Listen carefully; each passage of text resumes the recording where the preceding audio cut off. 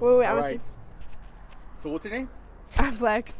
Flex. Lex. Well, I mean, I do flex, but I'm Lex, L-E-X. Oh, okay. Sorry Because about that. Lexi is like a bunch of bad mouth talking chicks that people confuse me with. So I said, cut the I. I'm going to just leave it as Lex. So Lex. Lex. Yeah. How old are you? I'm 25. Where are you from originally? Originally San Diego, California. Born in Escondido. All right. What are you doing out here in Phoenix? What am I doing out here in Phoenix? Like, narrow that question down, because I'll go off on a tangent. Narrow that question down. Are you homeless out here? Yes. So Are you struggling? the struggle's always been there. You know, I was a perverted kid, not a perverted one, but a perverted kid in California. I'm trying not to smack the mic. Can we sit? Yeah, go ahead. I don't know what to do. I came out here 10 years ago with my parents. My dad had like work opportunity and stuff, and then so like, you know, the cost of living's low. I stayed, I stuck around. You know what I mean? I met a guy in the wrong place, fell in love with him, had a bunch of kids. My oldest kid wasn't his, but he raised him because, you know, the donor left when I was pregnant. I've had 4 kids, 20, 21, 22, and 23. Lost them about 24, completely severed and everything. 2 oldest are together, adopted out. The younger ones, not too sure their situation. I'm hoping my daughter's in foster. She has cystic fibrosis. And you know what I mean? It's a huge responsibility and a huge, you know what I mean? Like, I don't want to say burden, but I feel like if you don't love her with all of you, you could find it to be a burden, which I feel like the foster system can kind of treat children like burdens. But I don't know, that's beyond me. What was the question? What am I doing in Phoenix? I'm stuck. It broke my heart losing my kids. You know, being with such a narcissistic man traumatized me a little bit. How long ago did you come out here? Come out like to the slopes or like To live out here in Phoenix? 10 years ago. Okay. 10 years ago. I'm trying to fix my life, turn it around. Like 25 is young. Like I have a whole life I can live, you know? So I'm just trying to find the motivation and the will, I guess, you know. How long have you been out here in the streets? Probably like a year and a half. My kid's dad went to jail back like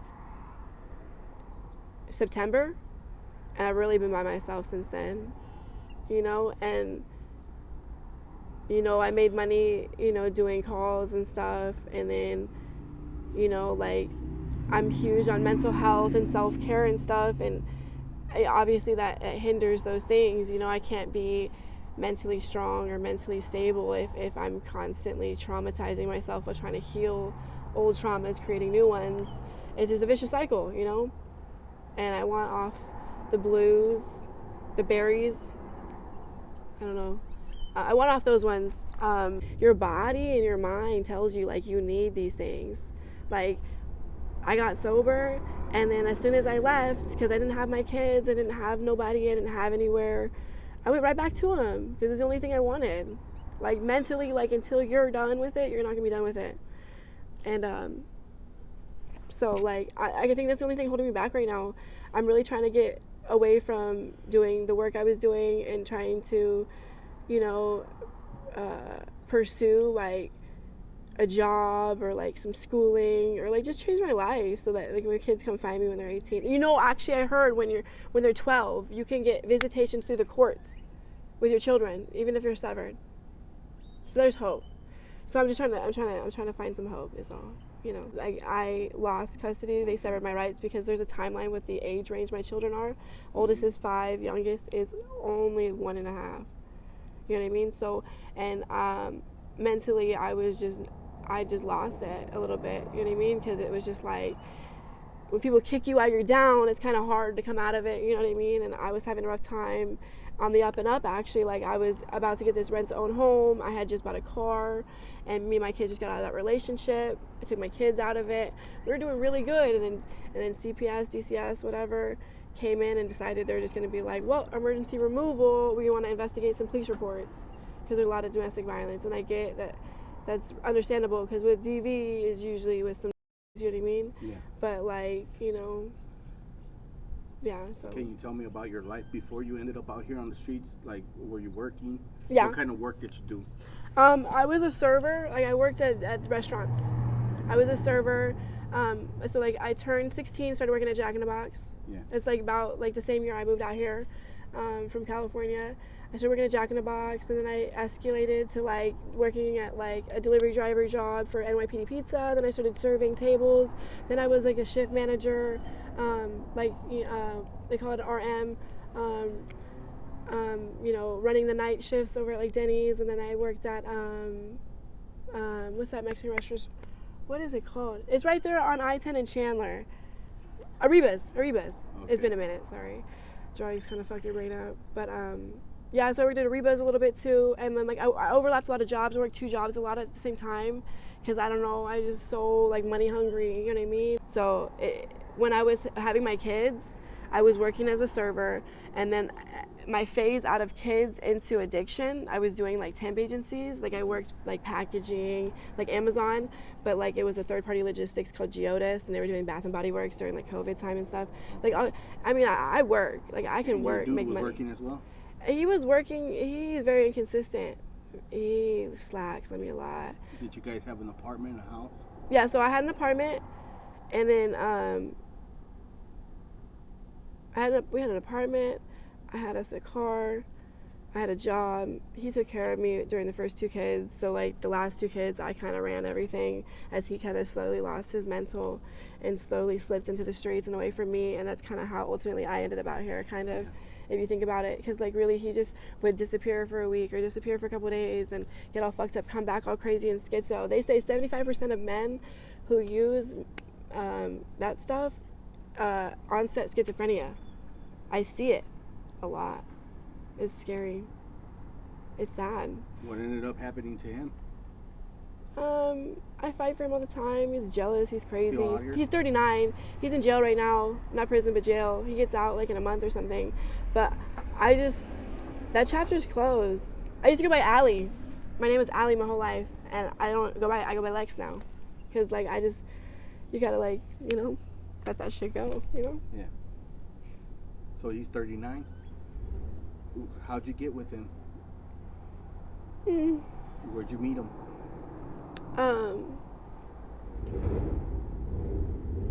Some like classes, like sobriety classes, kind of like AA in a sense, right?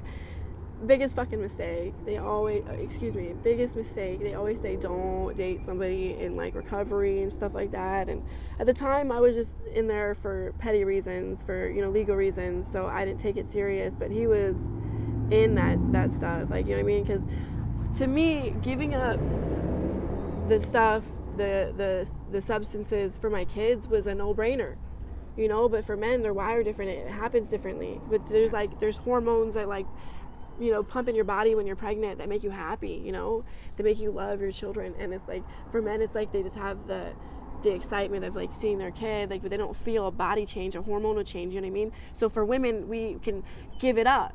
But we, when our men are not, like, when our men are not motivated and doing, but I still did for me and my kids, right?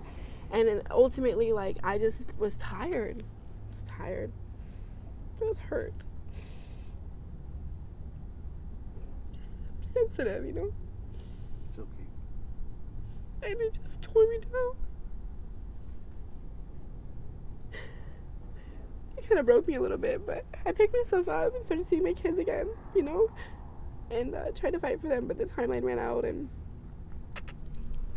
then I really ended up out here. And I don't like to sleep outside. So, being bunked up already, started doing calls, and, at least I tried mobile mechanic work with this one good guy. Shout out to you, Train. Shout out to you. Hopefully you see me. I know you watch these videos. But he helped me out a lot for like 6 months. Like, we worked on some cars and stuff and kept me out of that for a while. It was really nice. But he's crazy too. He's psycho too, Train. But he's good peoples. And then it's like, you just meet people and you just, no direction. You just end up in different situations, crazy shit. And, I came out here, I don't know, I was with this one chick in Mesa, and I was helping her. She said I was grilling her. I thought that was funny. She just asked me to help her get some money. And you know, all those down lame hustles, those Walmart receipts and whatever. Okay, you cut that out if you want, but that shit is just temporary. So, like, you know, a good $200 in her pocket. She was like, whoa, you know. So I tried to help her, and then led me to this one guy, and this one guy led me to out here, and then out here led me to this one kid. I love this kid, dude. I hope he doesn't see this. He'd hate me. I put myself out here like this, but he's really reserved. But he's a sweetheart. But ultimately, I'm doing it for me, right? But like, I really just stopped everything, and I really just like, I'm changing everything, because like, what I want with him, it's life changing. Like, I just want a normal life. I want kids, and I want a job, and I don't even know the guy. It's like, but he's made me want to change my whole life because of how he made me feel, you know. And he's younger than me, so that's weird and hard, because you know, they're not as courageous, you know. And I'm just so out there. If I feel this way, I'm gonna tell you, and I'm gonna be that, and I'm gonna chase that, because I'm gonna go for what I want, because it's like, I'm not gonna let life just go by not doing what I want, you know. So I just, you know, try to keep my nose clean, do the right thing and stuff like that. And it's been hard, because it's like, I keep getting shot down and put down, and you know, but I'm not gonna give up. I'm gonna get there. I know I will. Any family out here? I got my mom. Why don't you just go back to mom's house? Her husband and my mom's mentally unstable. I love you, Mom. You know you aren't. Those pills, you don't have them to keep your hormones right. You're a little unstable. But no, it's just, I don't want to intrude on her lifestyle. Like, her husband's lifestyle, it does not mesh with mine, I guess. And quite honestly, like, just, I don't feel like I want to change my life if I were to go stay in her home. It's for my mental sake. I couldn't change my life if I lived with her. You know what I mean? Because of just, I love her. She's amazing. I see her on holidays and stuff, and I try to help her, and I try to, you know what I mean, call her and stuff. And she's getting older and sick, and you know, I need to step it up and be able to take care of her when she gets old. You know what I mean? Like, give her some relief. You know what I mean? Like, she took care of me my whole life, or whatever. It's time for me to take care of her. She's been through a lot of mental shit. A lot of it, and she needs to go to therapy. And they're just weird. I love them, but they're different. You know what I mean? I'm different. Maybe it's me. They're not weird. I'm weird. You know what I mean? I can't mesh in that household. There's not enough room. It's a lot of like, I'm a burden. I'm not trying to feel like a burden on nobody. You know what I mean? Because that's not motivational. To be a burden and be like, I want to change my life and do good, but like, I'm burdening these people when they're helping me while I need it. You know what I mean? It's like, that's not motivating or a good feeling. And I want to feel good, so I'm just chasing like whatever makes me feel good, even if it's a fucking chocolate bar. Excuse my cussing. Like, some Kit Kats sometimes make my day, dude. Black Rock Coffee, shout out to them on 7th Ave and Dunlap. Can I say that? Told me it was my birthday. They hooked me up with a drink. I pay for drinks all the time, but like, I didn't have to show them my ID. My phone was dead, and they just rock with me, dude. That was so dope. That made my whole day yesterday. Yeah, that's cool. I was sick and they just hooked me up with a drink, and she was so sweet, and that was super cool. I go there a couple times, you know, a week, I guess. So where are you staying at right now? Like, at night, where do you fall asleep at? Sometimes I won't sleep. Sometimes I'll stay at I kind of landed me a spot at this one homie's house. Like, I asked him, like, hey, if I need a crash, can I? Because it's cold out. And then, like, my dude kind of gives me a spot, too. But, like, we've been fighting a lot because it seems like he's embarrassed of me. And so... So you're not staying behind buildings or anything like that? No, right? I'm staying, like in a gutted truck. But it's warm. Yeah. Yeah, and I showered today, and... You know, I'm just trying to go pick up some groceries and stuff, run some errands for this one friend who lets me do my laundry and stuff. And I'm looking for jobs right now. Like, I don't know, I got this like kick like 2 days ago, and like, I'm just ready. Like, I was gonna go back to Mesa and just continue my life, and I don't want to do that anymore. What kind of job are you looking for? Like, I was like interested kind of like in like Starbucks or something for the free drinks, but I'm thinking pizza spot for the free pizza.